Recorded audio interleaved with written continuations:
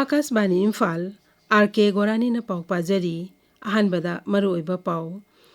Malemda theater gi lamda sangnai ratan thiam ngasi leikhidre masagi sahi humbudra tare lom sukre security force na thiba humbugi thabak chathabada pripak progi me humphare amasung chamga kunthra mari suwa duran kap ngasi dagi kolkata gi vivekananda tuba bharati kriranganda hauragani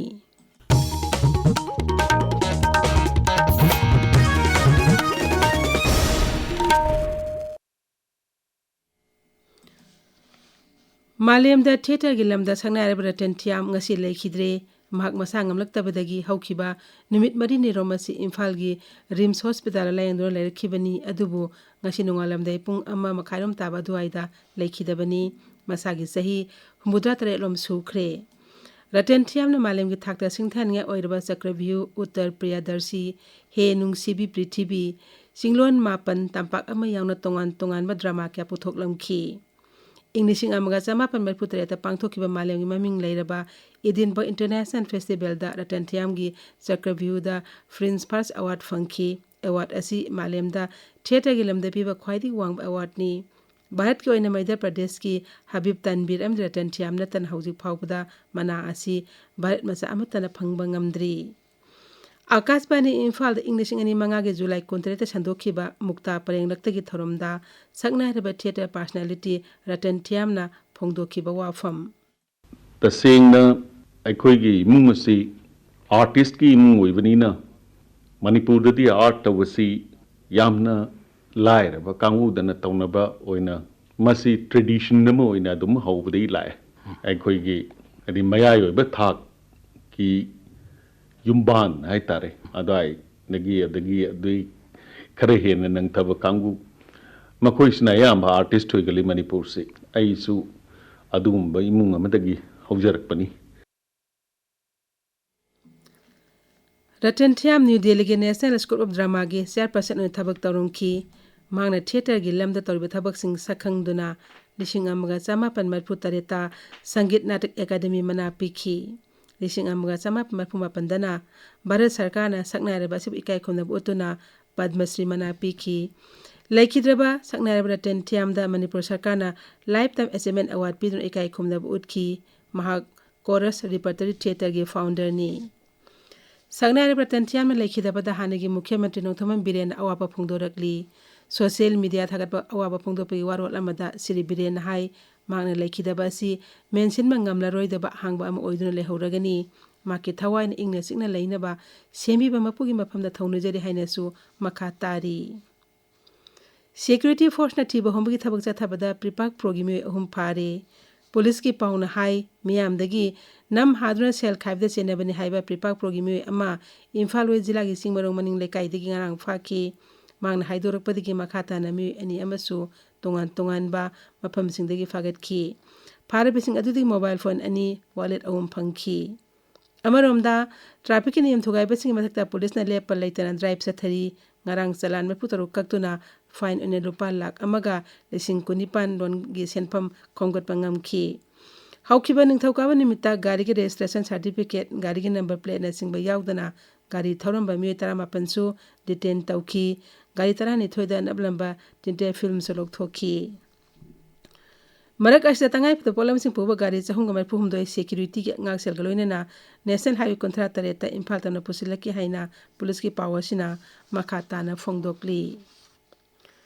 Tongan jila sing deputy commissioner sing miyang makhada sarkar gi lam amadi turel khonungna sing badalam khopsinduna yum kai amadi atay makal khuding magi sajili basing takthopagi thabak leptana chathari ngasi su district administration singna tongan ba mafam singda lam khopsinduna sengo sagali pasing takthopagi thabak chathagani hairi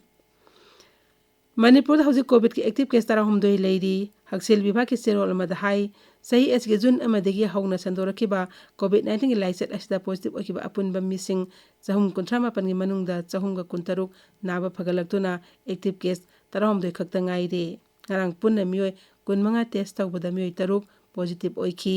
positive oibigi sang sada kunmari ni Pradhanmantri Narendra Modi ki pungning ki wa man ki baat ki sama kunmari suba episode thasi kuntaret nongmaisi nimki ayupung tara mathoida Akashbani ki thongna sandokani tharomasi AIR News, DD News, PMO amasung Information and Broadcasting Mantralayagi YouTube channel singdasu live streaming tawgani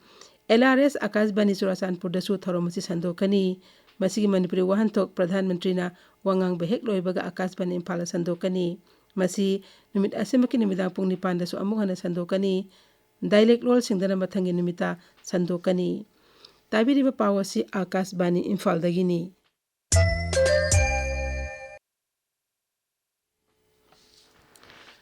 Sama kuntha manisu duran kap ngasidagi Kolkata gi Vivekananda tuba Bharati kiranganda hauragani masi Asia gi oina khwaidi liriba football tournament ni ahanba match namidang pung manga makhaida Imami East Bengal ga South United FC Bengaluru ga sanagani Sama kuntha manisu edition asi tongan ba raija manga gi mafamsing Kolkata Shillong Imphal Jamshedpur amasung Kokazar da pangthokani team kunmari na saruk yarba tournament asida group taruk thongna khaidokli Prasar Bharati CEO amasung Asia Pacific Institute for Broadcasting Development General Conference ki President Gaurav Dwivedi na hairi tungda tangai phatana changlakadaba machaksing phanghanba ngamnaba Prasar Bharati na newsroom singda AI driven solution prognaba mangjil thana honari Cambodia gi CM Ripta pangthopa kunchuba Asia Media Summit 2019 hodopagi mipamda Sri Dwivedi na wafam asi phangdokhibani Mang hai artificial intelligence khongjel jangna chakhutla pagaloine na I paw amasung broadcasting udoki masak nauna semdokle Tripura sarkana raija adu aina yadaba mongna laiba maru oina Rohingya amasung Bangladesh machasing masak khangdoktuna maramda thindokkinaba task force ama semle Tripura gi Mukhyamantri Manik Sahna hairi Jila Thaki task force singna ain kana jangsilakpa miyoising masak khangdokani amasung makhataba thabak lakhatkani Task force sing asina mirebang masasing masak khangduktuna makhoi karam matamda Tripura da changlakon haibadusu thidokani mamang sahida Bangladesh da irang thokiba matung natraga handakta Tripura da kana changlapagi haibadusu task force asina thijingani ngasi phongwa pause simroi pausingda mahujik Ngangbam Amukhomba leire Amukhomba Thagachari Gorani Chanalai Bakta Imphal West ki Disina Tairen Pokpi Sing Tabagi Yum Sing Jangchin Khra Security matik chana pidraba compensation phangdriba phawbudi isa isa ge yumja hanjin khiro ha paw ahan balamai da headline toduna phongli narogi thodang da ising ichauna Manipur gi hector samri kuntramapan pak chawba lofam mak ta khre lengak haba pawasi pawchi sigi ahan balamai da headline toduna phongli Sangai Express Manipuri edition da Manipur da dengue case marfu drama thoi sure ama sikre Imphal West district na case masing khwaidagi yamna thengnari ha pawasi ahan ba headline piduna phongli pongna famda CKMA gi kadar amana leminaba kadar manga kaptuna hatkre lalol anigi kadar taret phare khulai kya amasu phagale police ha pawasi ahan ba headline toduna phongli Poyelan Pauda Parliament Mifam Nini Chanba Numitasu House Animak Azon Taukre Deputy Chairperson Hari Bansna Raja Sababu Preside Toki Hai Pawasi Anishuba Headline Tokuna Phongli Hills Convent Express Ta FMR Lokthoknaba Amasung Border Fencing Lepnaba Nagachi So Singna Numit Kunigi Matam Thakre Pau Ahan Headline Tori Pawasi Ganfew Meldasu Ahan Headline Tori People's Chronicle da Mitai Heritage Society na KNF Land Scam Thigat Pinaba Home Minister da Taksin Kreba Pau Anishuba Headline Tauri Gorani Thagachari Amukhomba Haujik Aroibada Maroiba Pau Amukhana Malemda Theater Gilamda Sangnara Bratan Tiam Ngasi Laikhidre Masagi Sahi Humudra Tare Lom Sukre Security Force na Tiba Humbugi Thabak Sathabada Pripak Progime Ahum Phare amasung sam kuntra marisuba duran kap ngasidagi Kolkata gi Vivekananda tuwa Bharati Kriranganda hauragani Pauloi jari